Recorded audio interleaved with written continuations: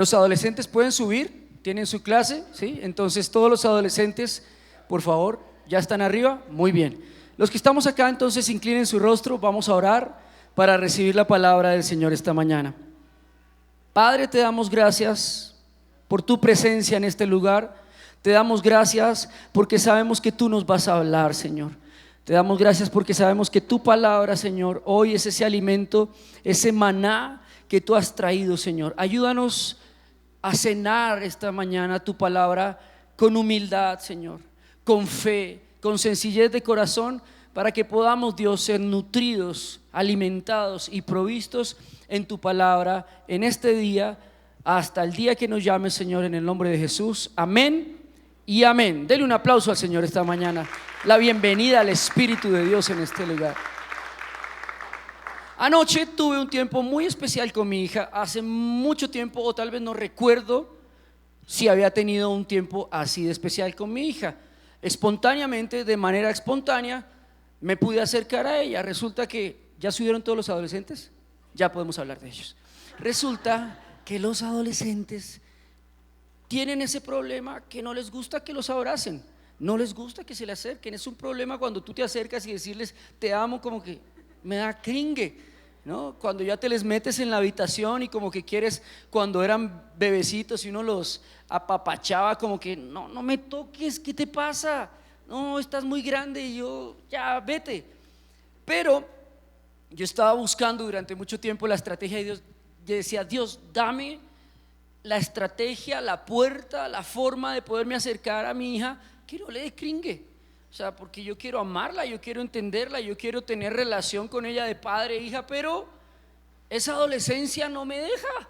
O sea, esa adolescencia parece que me quisiera separar totalmente de mi hija. Y usé la vieja estrategia.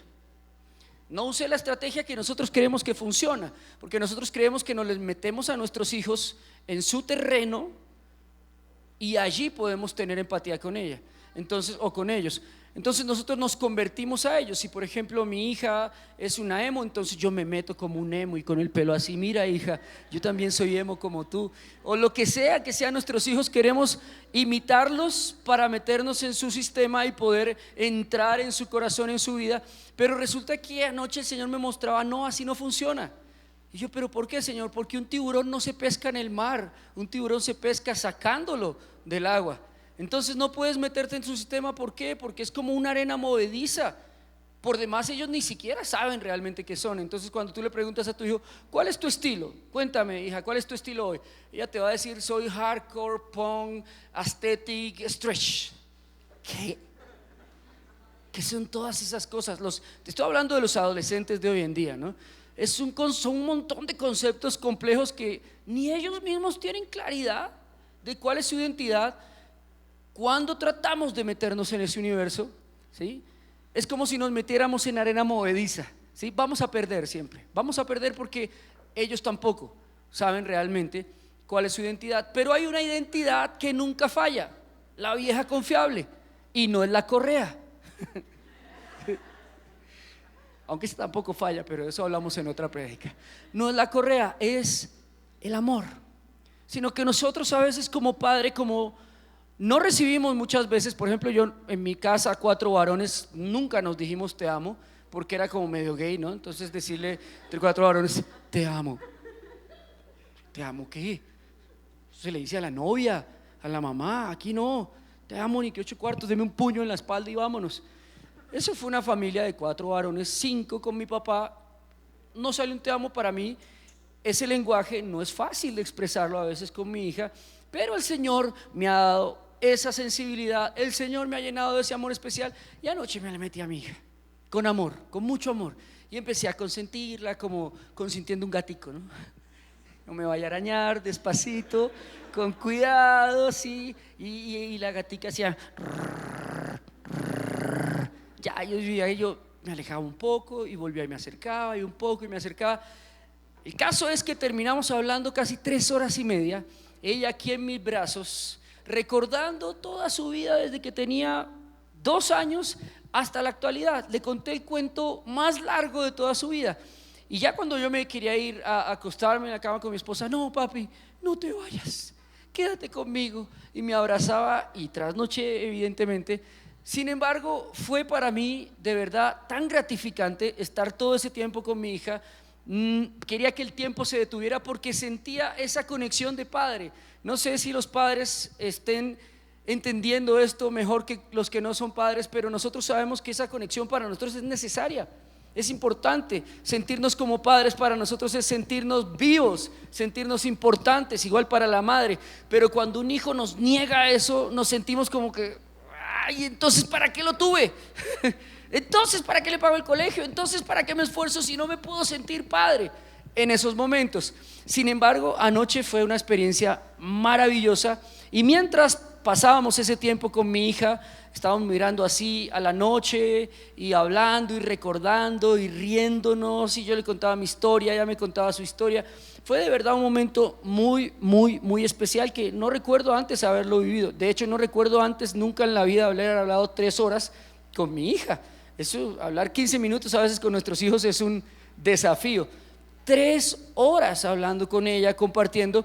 Y mientras pasaba este tiempo maravilloso, el Señor me recordaba su paternidad y me decía: hijos, a la iglesia, a mis hijos, a mi casa, se les olvidó quién soy yo. Se les olvidó que yo soy padre. Se les olvidó que yo soy un padre bueno. Así que llévales paternidad. Y vine esta mañana precisamente a traerles esa paternidad de Dios a ustedes, a todos nosotros, primeramente yo. Porque resulta que la imagen que nosotros tenemos de Dios, la imagen paterna, a veces está muy distorsionada. Porque tenemos la imagen de un padre, o tenemos la imagen de un padre que no estuvo, ¿sí? De un padre bueno o un padre malo, no sé, cada quien tuvo su padre. En mi lugar yo tuve un padre que lo consideré un héroe por levantar a 4 hombres solos durante mucho tiempo. Pero cuando ya todos crecimos y fuimos hombres, el héroe se acabó, porque yo ya era un hombre y un adulto y esposo y padre. Y cuando yo me vi en ese horizonte dije: ya no tengo papá, no tengo héroe, no tengo a quien tomar de ejemplo. Fue difícil para mí enfrentarme a la vida, aunque no lo crean. Sí, yo sé que hay hombres que tienen todavía a sus papás y los viejos les dicen consejos, o las mujeres que tienen a su mamá y les dan consejos. Yo no tengo esa probabilidad porque mi familia no fue así. O sea, aparte de eso, mi papá está en otra ciudad, está lejos y ya no es la misma conexión. Y empezó Dios a tratar en mi corazón en muchos aspectos, primeramente con mi hija, a mostrarme quién es Él como padre.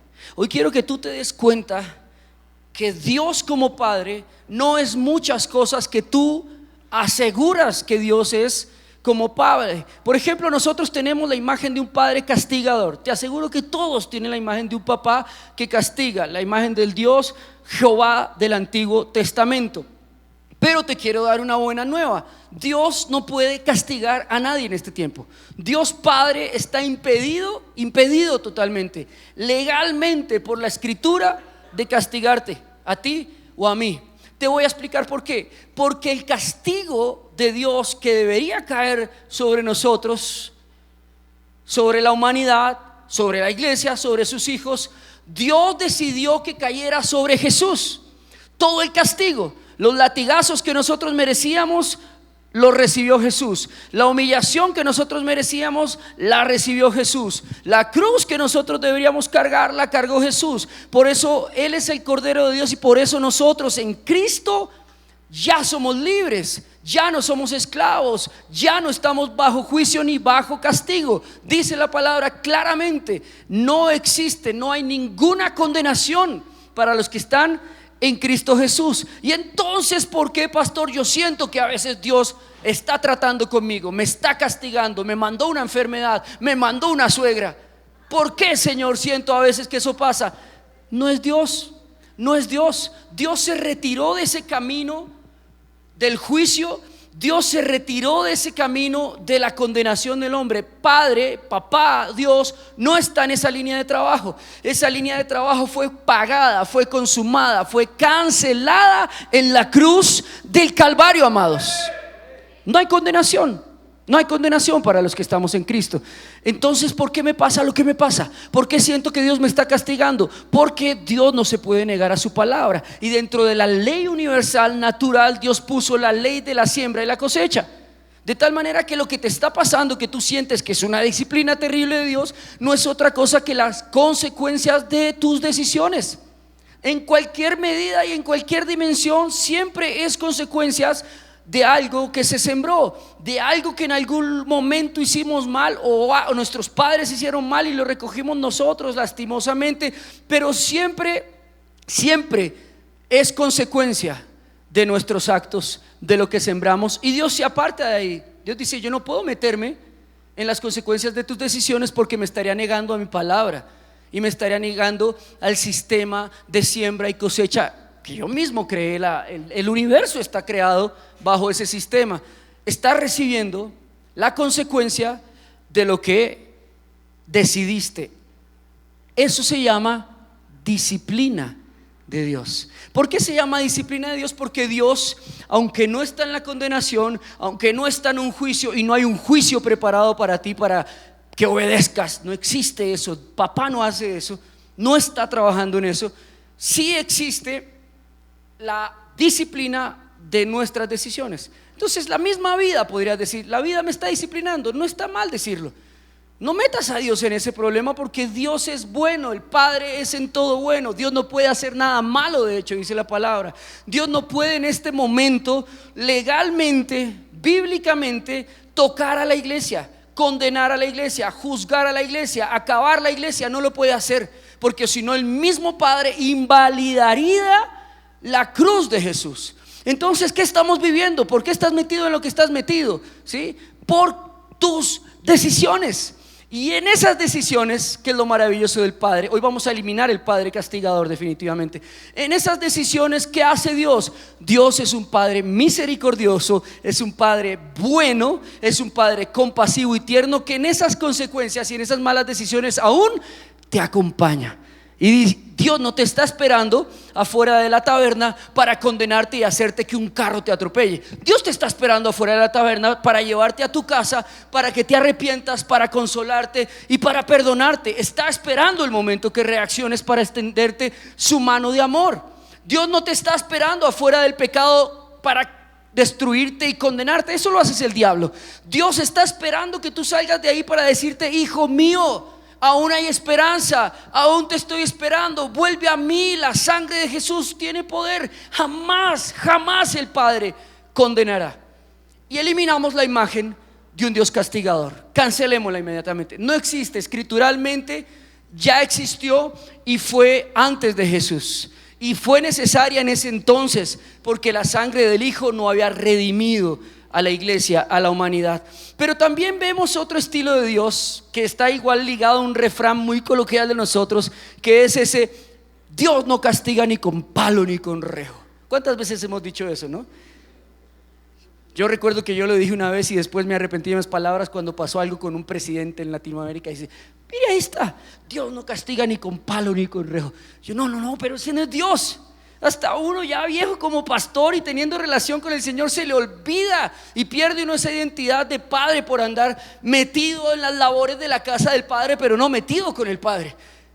Eso de Dios no castiga ni con palo ni con rejo es lo más maquinador y perverso que uno puede imaginarse de Dios. Es como decir: Dios no te va a traer simplemente un latigazo, Dios no te va a traer simplemente un accidente, Dios te va a quitar lo que más amas. Terrible, perversa esa imagen de Dios. A veces pensamos que Dios está esperando herirnos y atravesarnos en la herida que más nos duele, quitarnos lo que más nos gusta, quitarnos, destruir nuestros sueños, destruir nuestros castillos. Ese no es papá, ese no es papá. Dios no castiga ni con palo, ni con rejo, ni con nada. Dios ya castigó a Jesús en la cruz del Calvario. Tú y yo estamos libres del castigo. Amén. Estamos libres. Así que no puedes imaginarte a un papá furioso, enojado, porque ese es el papá que Satanás desde el principio ha hecho quererle ver a la humanidad. Que Dios está bravo, que Dios está enojado. Y como los dioses están enojados, entonces tengo que bajarle su enojo haciendo una ofrenda, llevando lo primero de mis cosechas, quemándolo, llevando animales y sacrificándolos, llevando a mis hijos y sacrificándolos. No, ese es un Dios pagano, de hecho. Así funcionan los dioses paganos. Pero el papá, Dios, el papá, cuando se presentó en su sistema de sacrificios, que no es que lo necesite, porque Dios no necesita un sistema de sacrificios, sino que se le manifestó a Adán para que Adán pudiera a Abraham, para que Abraham pudiera entender quién era el Padre. Cuando Dios le pidió a Abraham el sacrificio de su hijo, y Abraham no lo negó, porque Abraham vivía en ese contexto del sacrificio de hijos. Por cierto, se sacrificaban sus hijos en esa época, y las tribus paganas sacrificaban sus hijos a Moloc, a Baal. Cuando Dios le dijo esto a Abraham, obviamente le dolió, le pareció triste, pero lo asumió. Sin embargo, Dios es el único Dios de todos los dioses de la historia, y rompe el paradigma que Él es el que pide el sacrificio y Él es el que pone el sacrificio. Dios puso allí un corderito trabado en una zarza. Cuando Abraham pensaba que tenía que pagar, tenía que bajarle el enojo a Dios, tenía que bajarle el juicio, la rabia al Señor, la condenación, Dios le dijo: no, yo no estoy bravo. Yo pongo el sacrificio para tu perdón. Yo pongo el sacrificio para tu castigo. Yo pongo el sacrificio para tu condenación. Amados, Dios pone el sacrificio por ti. Amén. Dale un aplauso al Señor por eso. Yo no sé si están entendiendo esto, pero esto es muy emocionante, porque esto nos va a romper todos los sistemas de creencias que tenemos respecto al Padre, y nos va a abrir una ventana impresionante de posibilidades como hijos. Así que es importante que nosotros hoy realmente nos dispongamos para recibir ese espíritu de adopción del Abba Padre. Romanos 8:15 dice: pues no habéis recibido espíritu de esclavitud para estar otra vez en temor, sino que habéis recibido espíritu de adopción, por el cual clamamos: Abba Padre. ¿En qué espíritu estamos viviendo? Es importante entender eso, porque el pueblo de Israel y toda la narrativa del Antiguo Testamento gira en torno de sacarlos de la esclavitud. Toda la materia de Egipto a Canaán, todo el Pentateuco, todos los profetas hablan de lo mismo, de un pueblo esclavo para ser libre. Pero el pueblo de Israel duró 400 años trabajando como esclavo en Egipto, construyendo pirámides, construyendo esfinges, viviendo del latigazo, viviendo de las obras que le daban en Egipto, y se acostumbraron a eso, se conformaron a eso. Sus generaciones y sus hijos perdieron su identidad, se olvidaron del Dios de Abraham, se olvidaron de las promesas, se olvidaron de su idioma. Estaban naciéndoles niños egipcios, estaban perdiendo toda su identidad, y por eso se habían olvidado del Padre, porque adoptaron un espíritu de esclavitud. Éxodo 14:12, el pueblo de Israel le responde a Dios en el desierto. Cuando Dios los estaba llevando a casa de nuevo, en medio del desierto le responden: ¿no es esto lo que te habíamos hablado en Egipto? Diciendo: déjanos servir a los egipcios, porque mejor nos fuera servir a los egipcios que morir nosotros en el desierto. Dios los está llevando a ser libres. Dios los está llevando por una temporada de desierto que era necesaria para llegar a Canaán, para ser libres. Y en el desierto, porque ellos tienen de repente un poco de dificultad, un poco de obstáculos necesarios totalmente, con el único objetivo de que ellos conozcan a Dios Padre. El libro de Oseas dice: te traje al desierto, te seduje para que me escucharas en silencio, para que me pudieras conocer en el desierto. Dios necesitaba un desierto. Yo necesitaba como padre esos minutos anoche, esas horas de silencio, de todo apagado, de no celulares, para estar con mi hija, para tener ese momento tan emocionante. Pero el pueblo de Israel, cuando estuvieron allí, están tan acostumbrados a ser esclavos, tenían una mixtura tan fuerte en su identidad, que preferían seguir como esclavos que tomarse el tiempo de conocer al Padre. A nosotros, amados, lo triste es que también nos pasa lo mismo. Cuando tú trabajas durante muchos años en un trabajo de 8 horas, 7 días a la semana, te acostumbras. Tengo un gran amigo que era en ese momento, cuando nosotros estábamos emprendiendo en la vida de trabajo. Yo trabajaba haciendo avisos, mi hermano también, mi hermano trabajaba en una barbería, todos teníamos trabajos promedios, pero él trabajaba en un banco. Y para nosotros él era como que, uy, el que trabaja en el banco. Y vestido todo el tiempo con muy buenos trajes, todo el tiempo en un carro que el banco le había dado, etcétera. Para nosotros era como que llegó el que trabaja en el banco. Y siempre se volvió en esa imagen para nosotros. Él también era como el más grande de nosotros, ¿no? El más importante del grupo de amigos. Y siguió trabajando en el banco. Pasaron los años, fue ascendido a coordinador, pasaron los años, fue ascendido a gerente, y pasaron muchos años y yo un día me metí a un banco porque íbamos a viajar, teníamos un viaje para Estados Unidos con mi esposa de misiones y requeríamos una tarjeta de crédito. Y entonces yo fui a ese banco a pedir una tarjeta de crédito, y aquí usted no adivina quién me atendió. Mi amigo, que hoy era gerente de banco. Y yo, hola, ¿cómo estás? Qué alegría conocerte. Él ya sabía que nosotros éramos pastores, nos seguía por redes sociales, ya nos había visto, conocía la iglesia, conocía nuestra vida, conocía el crecimiento y nuestro proceso, y nos sentamos a hablar. Esto lo hablamos los dos nada más. Y me dijo, mira, ¿sabes una cosa? La gente piensa que yo estoy muy feliz aquí siendo gerente de este banco, y la verdad es que yo llegué ya al final del punto máximo que podía llegar yo en este banco. De aquí nunca voy a subir nada más, no voy a ser ascendido, no voy a ser el dueño de esta corporación, no voy a pasar de este límite. Y me siento tan triste, me decía. Sí, yo sé que tengo un buen sueldo, yo sé que estoy pagando un buen apartamento, sé que tengo muchas cosas, pero mi vida se esfumó. No soy nadie, o sea, soy un número en una corporación, soy una ficha dentro de una corporación donde las cabezas son las que mandan. Me siento decepcionado de haberle entregado todos estos años a este banco. Voy a renunciar y voy a hacer un café. Así me lo dijo. Yo, ¿qué? Yo pensaba que iba a decir su esposa, que van a ser sus hijos, que va a dejar todo tirado por irse a un café. Sin embargo, amados, él me decía, ¿sabes una cosa? Yo me siento muy feliz de lo que ustedes están haciendo, porque es muy diferente a lo que yo hago, pero ustedes están vivos. A ustedes se les nota la felicidad, a ustedes se les nota que pueden crecer mucho más, que tienen un destino por delante maravilloso. Yo tengo que volver a empezar. Hoy mi amigo, el gerente del banco, tiene un café en el Paraguay y está feliz. Invirtió todo en su café, es un buen café, de hecho muy bonito, al frente del CAI. Lo invito a que vaya y se tome un cafecito. Pero me dice, estoy feliz, ya no soy el gerente, ya no tengo vestido, ya no visto de paño todos los días, pero soy yo. Por fin puedo ser libre, por fin puedo decirle a mis hijos, vámonos el lunes, ¿sí?, al parque, no sé, a pasear, tomémonos 3 días a la semana para irnos de viaje, y ningún jefe me va a decir, no puedes.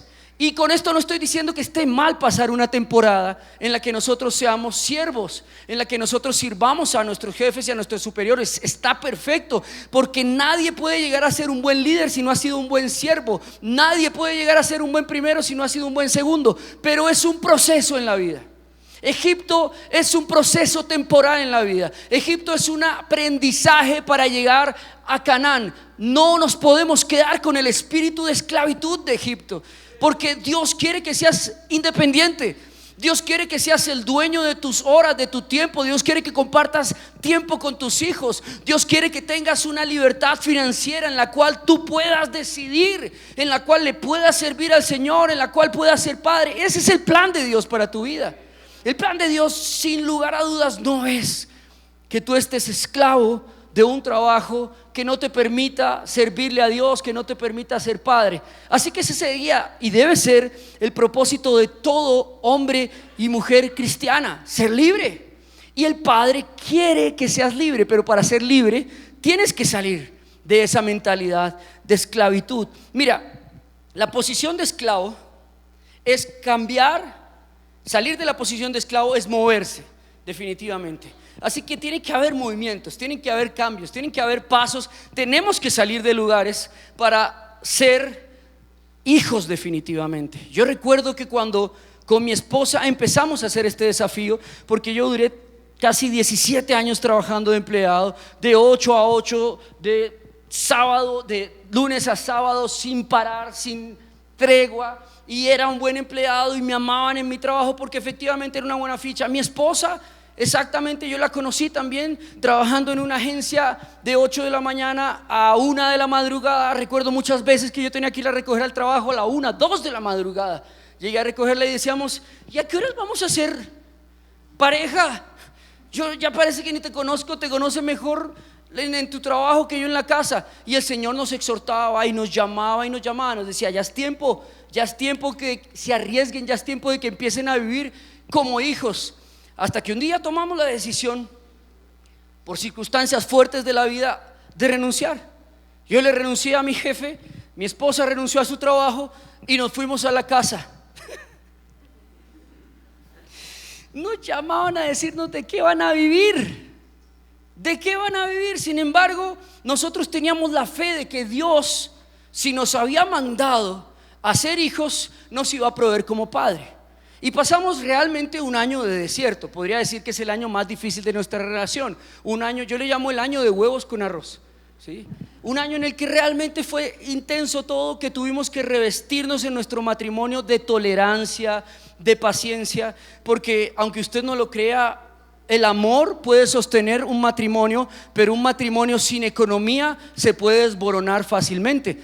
La segunda causa de divorcios en el mundo más importante es el dinero.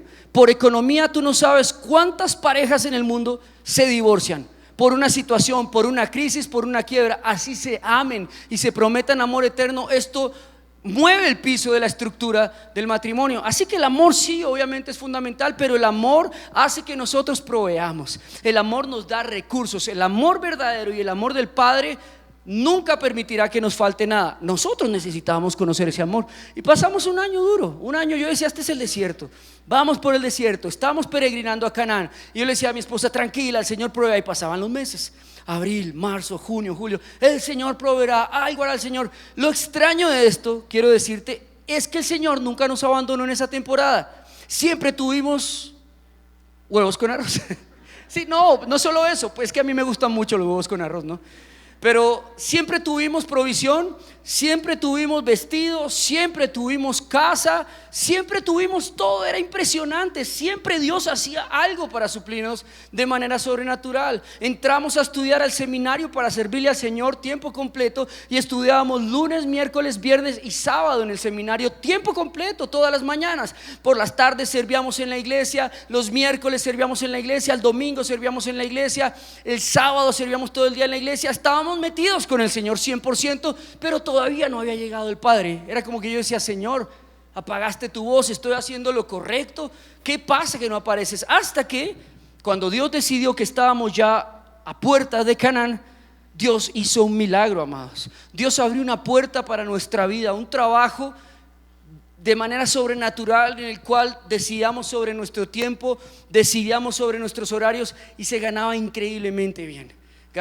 Yo recuerdo que mi primer cheque como hijo, porque mis cheques como esclavo llegaban cada 30 días, pero mi primer cheque como hijo llegó en el momento menos esperado, por 2 horas de trabajo, y era casi 10 veces más de lo que yo me ganaba como esclavo.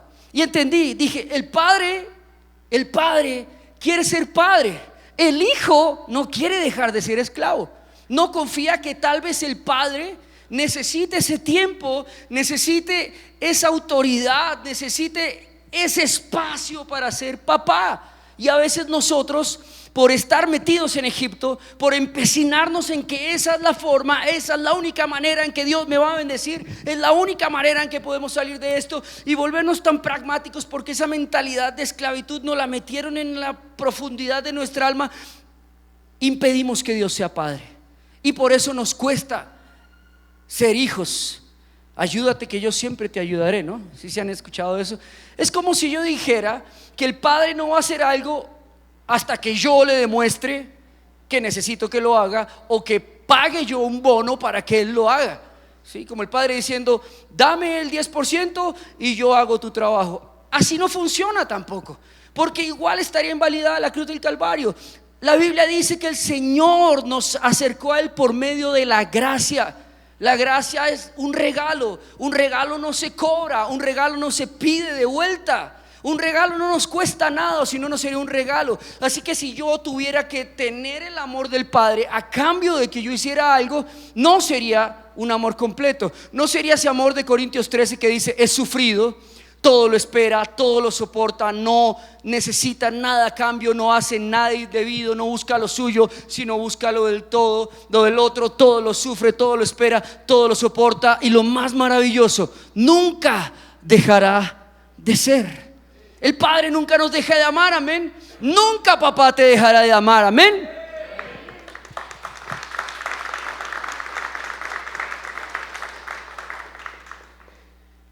El espíritu de esclavitud proviene del mundo y de los sistemas del mundo, y la posición que nosotros adquirimos de esclavo, ¿ves?, también proviene del mundo. Pero hay algo que hoy quiero alertarte, y es que muchos creyentes son esclavos en la casa del Padre.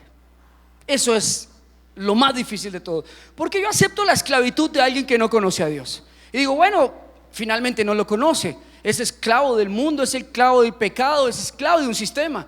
Pero cuando tú conoces a Dios, Dios te ha sacado de Egipto, de las prisiones y los látigos de Egipto, y te ha llevado a su casa, y tú quieres seguir permaneciendo atados a los grilletes, es tu problema. La palabra del Señor nos enseña en el libro de Lucas capítulo 15, la parábola del hijo pródigo. Nos enseña acerca de un hijo en la casa del padre viviendo como esclavo. Siempre hemos interpretado pésimamente mal la parábola del hijo pródigo porque no miramos el contexto y pensamos que la parábola del hijo pródigo habla de un padre que le tiene que dar todo a su hijo para que vaya y se lo gaste, ¿sí? Y el padre alcahuete, cuando el hijo llega todo destrozado, acabado todo, no solo le celebra, sino le da un anillo, mata un corderito y hace una fiesta. No, esa no es la enseñanza. Así no funcionan las cosas con Dios. Y Dios fue claro en la parábola, porque la parábola era dirigida a los fariseos. Dios no le estaba hablando a sus discípulos. Jesús no le estaba hablando a sus discípulos. Jesús no le estaba hablando al pueblo. Jesús se enfocó en los fariseos. La parábola del hijo pródigo es una parábola contestataria, es una parábola exhortativa, no es de consuelo. Dios le está diciendo a los fariseos: ustedes siempre han vivido en la casa del Padre, tienen todo en la casa del Padre, pueden tomar todo lo que quieran en la casa del Padre, y no han vivido como hijos. Ustedes viven todavía como esclavos dentro de la casa del Padre. Y cuando yo, Jesús, quiero permitir que alguien sea hijo, ustedes no lo dejan entrar. Todo lo contrario, sienten envidia, sienten celos, porque yo quiero promover a alguien porque soy papá. Mira que esto pasa y es muy recurrente en el ministerio de alabanza. Yo lo he visto muchas veces. Yo desde este ministerio he estado liderando desde que empezamos la iglesia, y como pastores nosotros, el Espíritu siempre nos habla, porque el servicio en la iglesia y el llamado en la iglesia no es por nepotismo ni por tiempo en la iglesia, es porque el Espíritu Santo guía. Y la palabra dice que los apóstoles, los líderes de la iglesia, guiados por el Espíritu, escogían los diáconos. No era por servicio, ni por palanca, ni por años, ni por antigüedad, ni por apellido. Era porque el Espíritu Santo los llevaba. Y nosotros en el ministerio de alabanza muchas veces el Señor nos habla: ella es una adoradora y acaba de llegar a la iglesia y tiene 2-3 meses en la iglesia, apenas hizo el discipulado, apenas hizo los procesos de la iglesia para servir, y el pastor la subió. Y yo, que llevo 7 años en la iglesia, soy la más vieja de la iglesia en todos los aspectos, y llevo queriendo cantar. Yo sé que no canto muy bonito, pero llevo 7 años. El pastor jamás me ha dejado ni siquiera hacer una oración en la iglesia. Ni entras ni dejas entrar.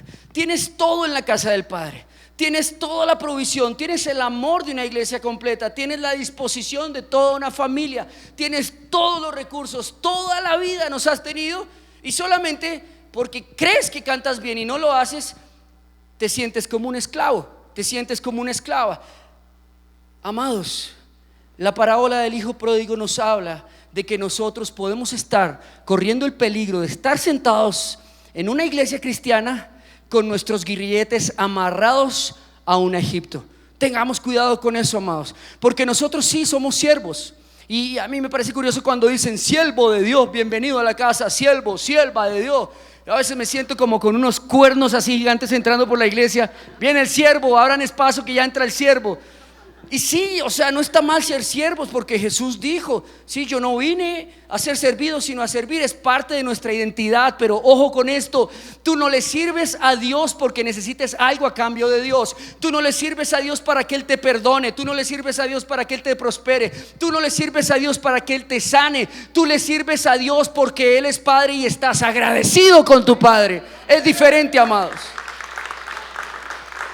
El servicio que no se hace por amor en la iglesia, por agradecimiento al Padre, no se debe hacer. Y Pablo exhortó a Timoteo y le dijo: diles en la iglesia que no hagan nada por imposición, que aquel que lo está haciendo obligado, a la fuerza, torciendo la boca, hablando de los otros, es mejor que no lo haga. Pero aquel que quiera ir a la iglesia y quiera agradecerle a papá por ser papá bueno, porque papá no lo ha castigado teniendo que castigarlo, porque papá lo sigue perdonando, porque cuando él está en la tormenta ahogándose, papá no lo termina de ahogar, sino papá siempre extiende su mano, porque cuando efectivamente él se ha gastado todo, papá no le dice: ve y siéntate, estás en disciplina en la iglesia, sino papá le dice: ven a la casa, come conmigo, aliméntate con tus hermanos, sigamos adelante.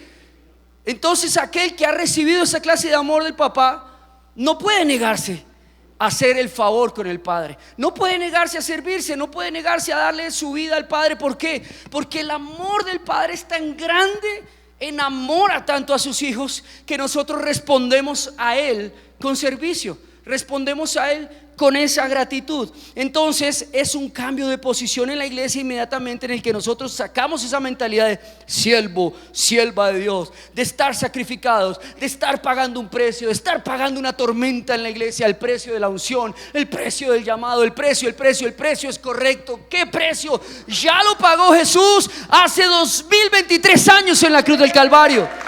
El precio que tú y yo debíamos pagar lo pagó el Hijo de Dios. Ni tú ni yo podríamos pagar ningún precio justificable por nuestra salvación y por el amor del Padre. Y cuando cambiamos a esa posición de hijo, pasa algo maravilloso. Dice la palabra que ya no vivís bajo el espíritu de esclavitud para estar otra vez en temor. Cuando cambiamos y somos hijos, pasa algo maravilloso. Se va el temor de nuestra vida, porque ¿sabes qué? El temor proviene, dice la palabra, de alguien que no ha sido perfeccionado en el amor del Padre. El temor es de un esclavo. Un esclavo, ¿cómo era recompensado cuando hacía algo mal? Un esclavo era recompensado con látigos. Los ponían en un cepo y les daban una serie de latigazos. Pero yo te hago una pregunta: ¿a quién le dieron 39 latigazos en tu lugar? Fue a Jesús, amado. Él fue latigado, Él fue el esclavo que fue puesto en un cepo para ser latigado por ti. Así que tú y yo no tenemos por qué estar pensando en temor, ¿ok? Que como esclavos la vida, Dios, la consecuencia nos van a latigar. No, nosotros, los que estamos en Cristo, hemos recibido el espíritu de adopción y ya no tenemos miedo a nada, amados. Tú y yo no tenemos que tener miedo absolutamente a nada. Ni miedo a la muerte, ni miedo a las arañas, ni miedo a las alturas, ni miedo a los ratones, ni miedo a absolutamente nada. Porque cuando tú ves la sombra que te está cubriendo, cuando tú habitas bajo la sombra, el abrigo del Altísimo, tú sabes que nada, ni nadie te podrá separar de ese profundo amor que es en Cristo Jesús. Amén. Si yo tengo al Padre, ¿miedo de qué? Miedo del papá que creó las arañas. Miedo del papá que creó los ratones. Miedo del papá que creó las alturas, que creó las serpientes. Miedo del papá que creó la muerte. ¿Ah? ¿Tú crees que puedo tener miedo si mi papá es el que creó todo lo que me produce miedo? No, papá, todo lo contrario, está esperando que yo me lance para tomarme con sus brazos de amor y recibirme y no dejarme caer. Eso es lo que papá está haciendo cuando salimos y damos ese paso y decimos: yo no quiero ser más esclavo, yo definitivamente quiero romper mis grilletes. Espíritu Santo, rompe mis cadenas, hazme libre. Y nos metemos como hijos en la casa del Padre, a ser consentidos por Él, a ser abrazados por Él, se va el temor del castigo, se va todo el temor a la muerte, se va el temor a la crisis, se va el temor a la ruina, se va el temor a las deudas, se va el temor a enamorarse, el temor a tener hijos, el temor de qué será de mis hijos, el temor de tener una salud dañada o una salud que no es muy buena. Se van todos los temores, amado, porque ya estás con el dueño de todas las cosas y ya no hay temor a nada. Los hijos de Dios no debemos temer a nada, amados. Amén. ¿Están conmigo? No debemos temer absolutamente a nada, ni siquiera a la muerte. El día que venga la muerte a visitarte, tú vas a decirle: mucho gusto, señora o señor ángel de la muerte, aquí estoy. Si papá te envió, llévame con él.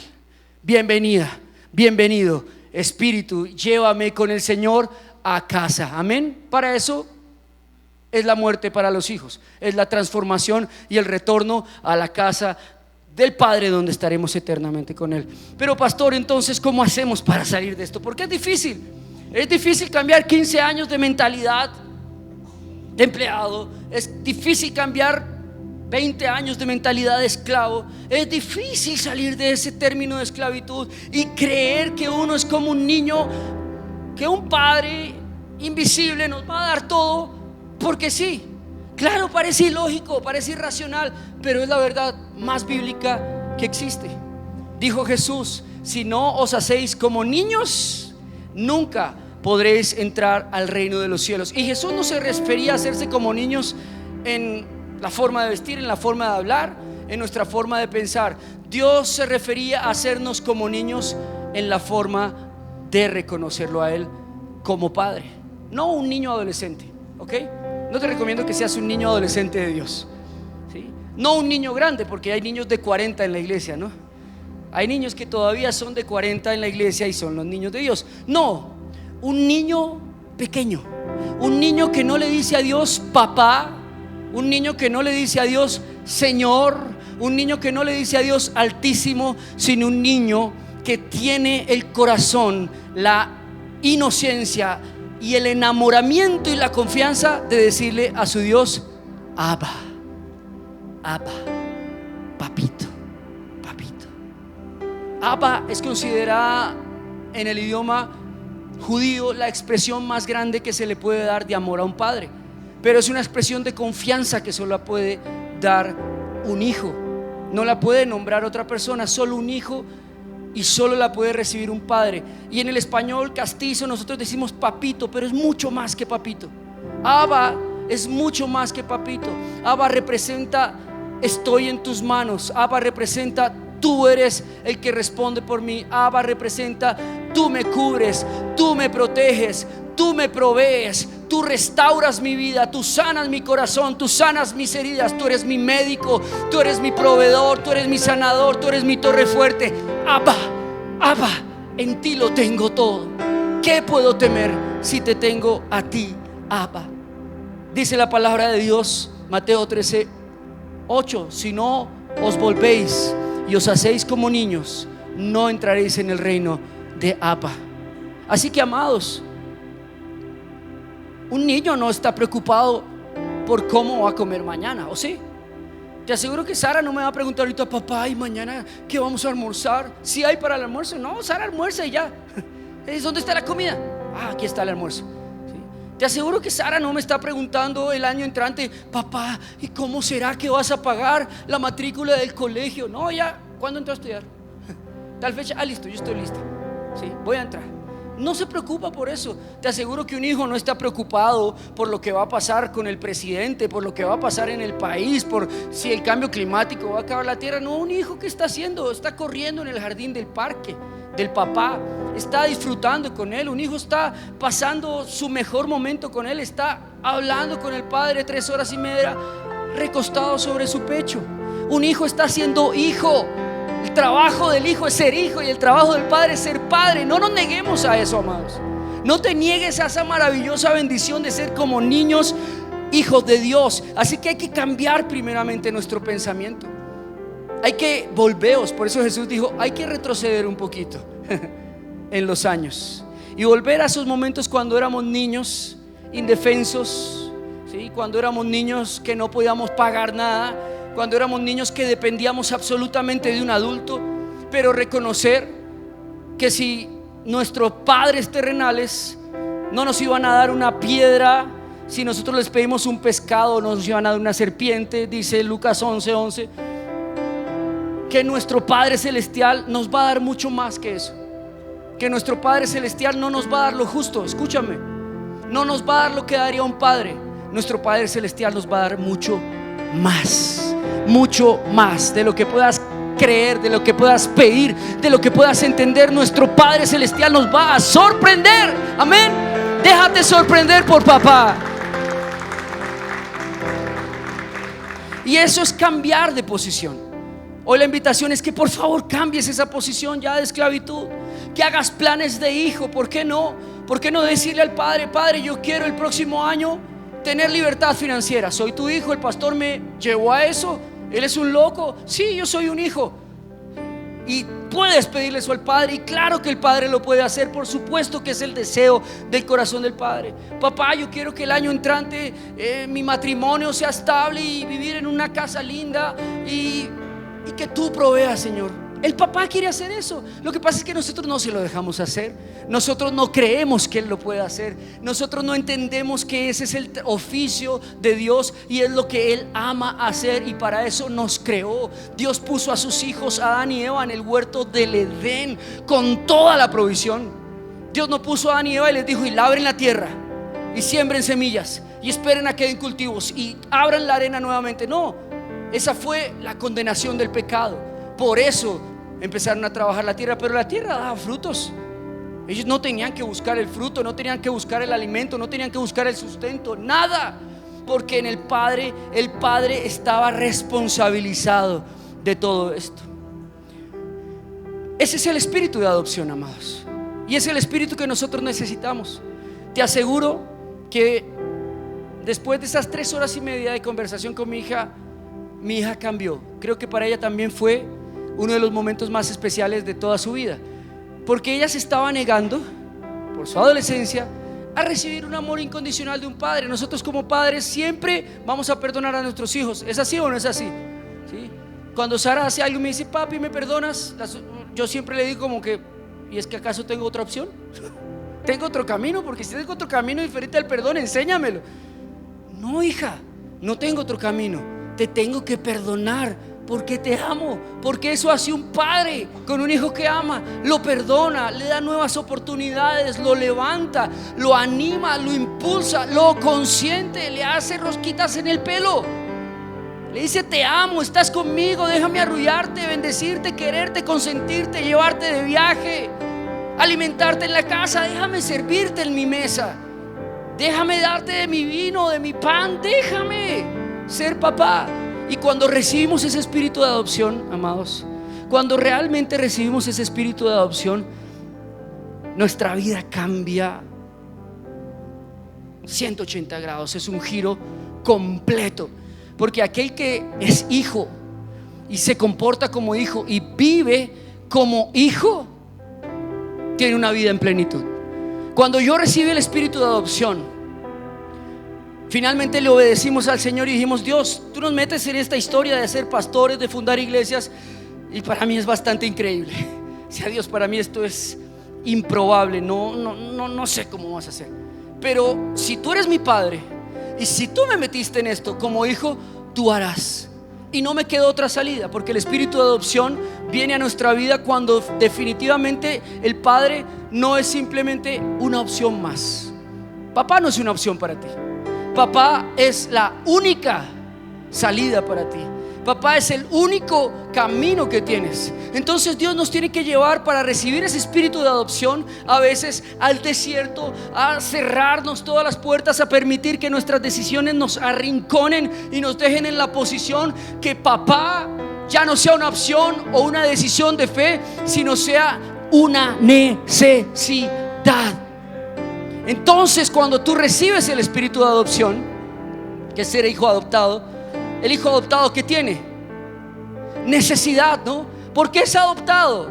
¿Por qué se dan los hijos en adopción? Porque son niños necesitados, necesitan sí o sí un hogar, necesitan sí o sí un padre. Los niños buscan su hogar. Cuando nosotros estamos necesitados de el Padre realmente, es cuando viene ese espíritu de adopción, nos atrapa y podemos decirle a Dios con toda confianza: Abba, aquí estás, estoy seguro en ti, nunca más volveré a temer. Ni lo alto, ni lo profundo, ni ninguna cosa creada podrá separarme de tu amor, papito, porque fue en Cristo Jesús. Por último, amados,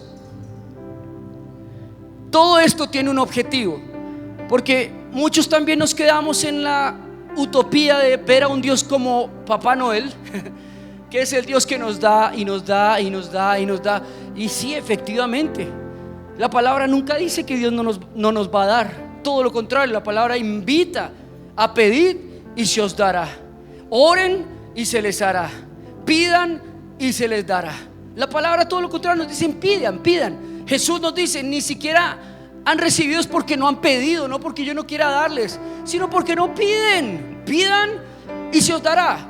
Pero la relación no se queda solo en eso, porque con esta relación, con esta sinergia en la cual Dios nos bendice, nos muestra su amor con regalos, nos consiente llevándonos a los mejores lugares, nos consiente sanándonos, nos consiente sosteniéndonos, nos consiente proveyéndonos de manera sobrenatural, nos consiente dándonos sustento a través de lo que de niños soñamos hacer, como niños viviendo la historia del héroe.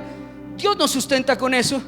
Cuando vivimos esa relación, empezamos a crecer en algo que se llama la relación celestial con el Padre, que no es la relación que tuviste con tu papá, que no es la relación que tienes con tu esposa, que no es la relación que tienes un amigo. Es una relación que va más allá de cualquier relación. Dice Juan 17:21: te pido que todos sean uno, así como tú y yo somos uno.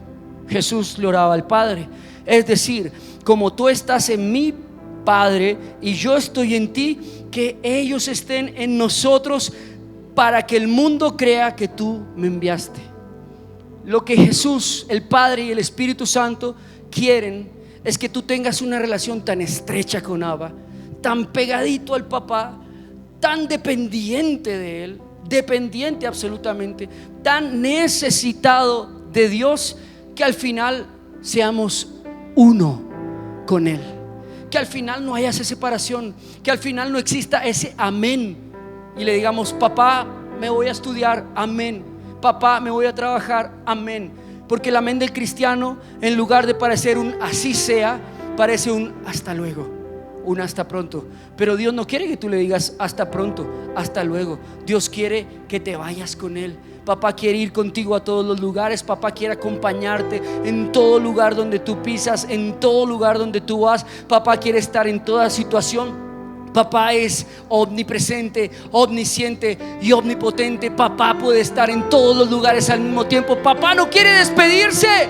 Papá quiere ser uno con nosotros, amado. Así que esa relación es lo que nos da a nosotros identidad como hijos. Por eso es que muchos cristianos se ven como locos y dicen: pastor, pero ¿cómo vas a hacer esa locura? ¿Quién va a pagar? ¿Cómo vas a resolverlo? Porque tengo un papá, y no es cualquier papá, es un judío millonario. Me adoptó, o el judío más rico del mundo, más poderoso, el nombre que se nombra sobre todo nombre. No me adoptó cualquier tipo, me adoptó el judío más poderoso que hay sobre el universo. Y en ese momento, amados, yo puedo decir confiadamente: Abba. Hoy quiero que esta mañana, por medio del Espíritu, cada uno de nosotros pueda volver a esa relación. Sé que el trabajo, que correr, que los hijos, que la relación, que todo lo que pasa en nuestro contexto a veces nos hace olvidarnos de que somos hijos, de que somos frágiles, de que somos indefensos, de que somos necesitados, de que aún requerimos de afecto, de que aún requerimos de provisión, de que aún requerimos de milagros, de que aún requerimos de un te amo, de un te quiero, de apoyo, de que aún requeremos de la afirmación de nuestro Padre que nos diga: lo hiciste bien, eres el mejor, eres guapo, tienes un futuro, tengo lo mejor para ti, eres mi orgullo. Aún necesitamos de eso, quieran o no. Yo todavía lo necesito y soy un viejo y me miro al espejo y tengo una autoestima súper buena, pero a veces digo: papá, te necesito, me siento, hoy me levanté como una basura, así que hoy necesito urgentemente a papá. Y me voy y me tiro a sus brazos y me pongo como un niño y me acurruco en mi cuarto de oración y me hago posición fetal y le digo: papá, abrázame por favor, háblame con amor, Señor, consiénteme, estoy frágil, estoy débil, estoy hijo. Y ese es el momento más maravilloso de mi relación con Dios, amados. Y es el momento que el Espíritu Santo quiere que tú y yo vivamos, y no solo vivamos, permanezcamos allí. Porque si permanecéis en mí y yo en vosotros, pedid todo lo que queráis y os será hecho, amados. Ese es el secreto, ser hijos. Ponte de pie, amado, y le vamos a pedir al Señor hoy que nos adopte. ¿Cuántos quieren ser adoptados por un judío millonario? Dale un fuerte aplauso al Señor. Vengan los de la adoración también, por favor. Wow, qué rico tener un papá. Qué bueno tener un padre al que podamos decirle: te amo, y que nunca nos va a juzgar, que nunca nos va a mirar con desconfianza, que nunca nos va a dejar a un lado, nunca nos va a defraudar, no nos va a mentir, no nos va a ocultar nada. Un padre que tiene preparado siempre lo mejor para nosotros, que no piensa en poco, sino quiere darnos mucho y dice: hijo, yo te quiero dar más que eso. No te limites a eso que ven tus ojos, porque quiero darte más de eso. Déjame ser padre. Tú encárgate de ser hijo. Sé hijo. Es más, ¿sabes qué? Quiero que seas hijo y quiero que seas consentido de Dios. La palabra dice que Él nos mira como a la niña de sus ojos. La niña de sus ojos es una niña consentida, ¿no? Es la que no se puede tocar, la que no se le puede decir nada. Es la que el Padre siempre le da primero todo, por la que entrega todo. Él quiere que seamos como la niña de sus ojos, consentidos. Y Dios ama, te lo aseguro, porque yo lo he vivido. Dios ama consentirte. Yo he estado en temporadas en mi vida en que he visto a papá casi frente a frente diciéndome: hijo, te consiento. Hijo, este era el deseo de tu corazón, pero ni siquiera me lo pediste. Sin embargo, yo te lo quiero ofrecer. Déjame consentirte. Y hemos estado con mi esposa en lugares, en momentos en nuestra vida que hemos dicho: dime si esto no es Dios consintiéndonos. O sea, dime cómo pudimos haber llegado hasta acá o estar en esta situación si no es Dios que nos trajo acá. Dime si esto no es un Padre bueno, amados. Así que desde ahora yo quiero vivir y nunca olvidarme de ser hijo, y ustedes tampoco. Amén. ¿Están conmigo? Cierren sus ojos y vamos a pedirle que ese espíritu de adopción esta mañana nos atrape, nos invada, nos vuelva otra vez a ser como niños. Mira lo que dice esta palabra, primero de Juan 3:1. Cierra tus ojos, que el Padre se está moviendo esta mañana, se está moviendo en la iglesia. Dice: mirad cuál amor nos ha dado el Padre para que seamos llamados hijos de Dios. Por esto el mundo no nos conoce, porque no le conoció a Él. Hoy quiero que veas el amor que Dios te quiere entregar. Tal vez en el pasado no has podido identificar los detalles del Padre para tu vida. Tal vez has estado distraído, pero hoy quiero que imagines en el Espíritu, esto es muy del Señor, como un niño, que te veas a ti mismo como un niño aferrándote a los brazos de papá, aferrándote, que te veas como un niño tomando la mano de papá, llevándote por los puentes de la vida, llevándote por todos los lugares de la vida, tomándote fuerte de su mano y Él respondiendo. Quiero que veas a tu papá pagando las cuentas. Quiero que veas a tu papá bendiciéndote. Quiero que veas a tu papá cocinándote, no está mal, haciéndote un manjar delicioso, llevándotelo a la mesa y diciéndote: hijo, lo hago por amor, te amo, déjame consentirte, déjame pasar tiempo a tu lado, déjame darte mis regalos de amor. Sé hijo. Quiero que seas un niño en este momento y entres a la casa del Padre y veas la mansión más estupenda que hayas visto o te puedas imaginar en tu vida, llena de provisión, con jardines enormes, con cascadas, con piscinas, con juegos de niños por todas partes. Y quiero que veas a papá diciéndote: bienvenido a casa, hijo. Todo esto es tuyo. Yo no lo uso porque yo ya soy un padre. Esto lo hice para ti, esta casa es para ti. Puedes abrir el refrigerador y tomar todo lo que quieras. Puedes entrar a la caja fuerte de mi casa y tomar todo lo que quieras. Es tuyo, es tuyo.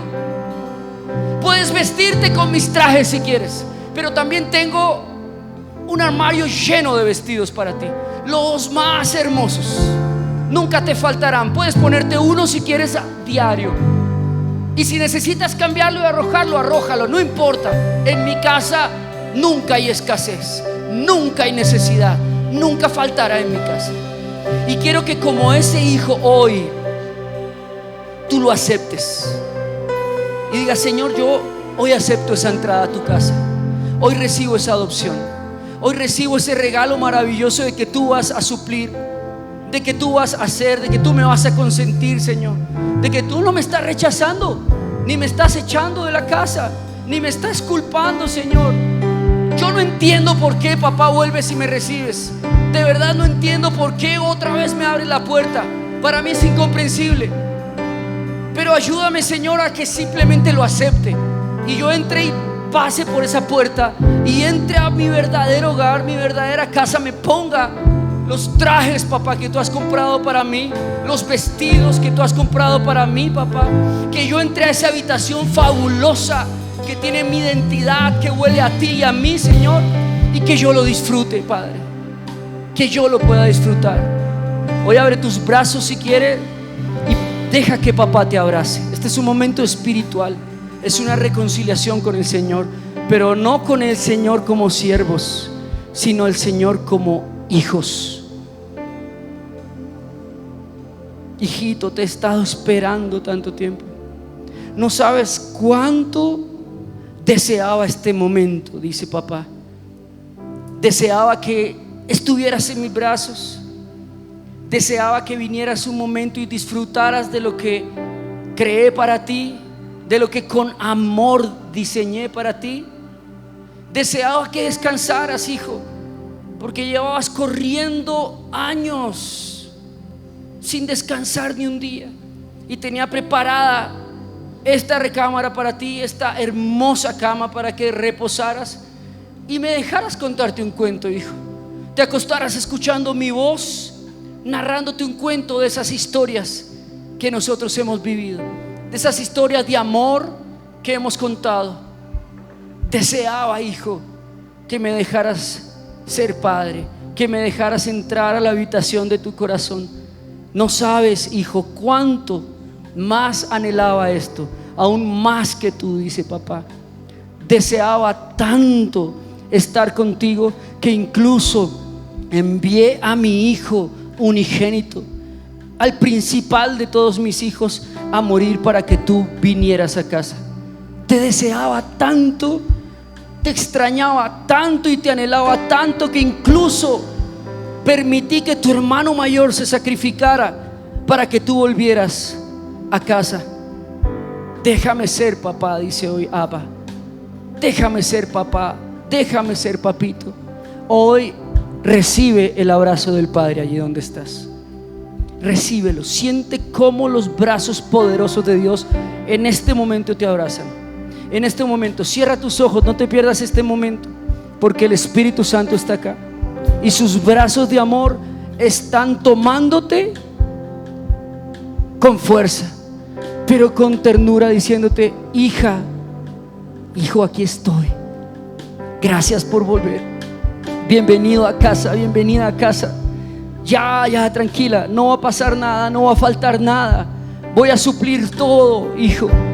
tranquila, aquí todo va a estar bien, no te preocupes, aquí no hay esclavitud, aquí no hay trabajos forzosos, aquí no tienes que demostrarme nada, hijo, porque ya eres lo que necesito que seas, mi hijo. Y aquí soy el único, dice papá, soy el único que realmente tiene responsabilidades importantes. Pero ya resolví eso, hijo. Resolví el problema en la cruz del Calvario, dice papá. Ya no hay nada ni nadie que nos pueda separar. Recibe en este momento el abrazo del Padre. Recibe el abrazo del Padre.